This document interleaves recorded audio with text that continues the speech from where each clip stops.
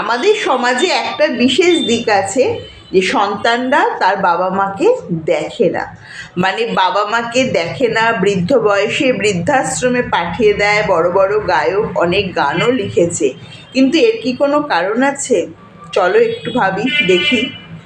যেসব বাবা মারা মানে পক্ষপাতিত্ব করে, মানে আমার মনে হয় যাদের একের অধিক সন্তান আছে তারা ডেফিনেটলি পক্ষপাতিত্ব করে, সব সন্তানকে সমান চোখে দেখে না। মানে দেখে না মানে দেখে নাই, মানে কিছু না কিছু কোনো কোনো বাড়িতে আছে তার বাবা মা তার পুত্র সন্তানকে বেশি প্রাধান্য দেয়, কন্যা সন্তান বঞ্চিত হয়। আবার কোনো বাড়িতে কন্যা সন্তান বেশি প্রাধান্য পায়, পুত্র সন্তান বঞ্চিত হয়। হয়তো এই একটা কোনো কারণ থেকে তারা তাদের মনের দুঃখ থেকে বাবা মাকে একটু দূরে সরিয়ে দেয়। কষ্ট বাবা মা যেমন পায়, সন্তানও কিন্তু কষ্ট পায়, এটাও ভেবে দেখতে হবে।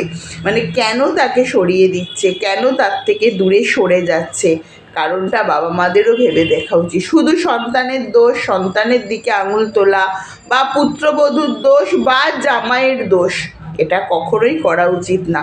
কারণটা একটু ভেবে দেখা উচিত, বিশেষ করে যাদের একের অধিক সন্তান আছে।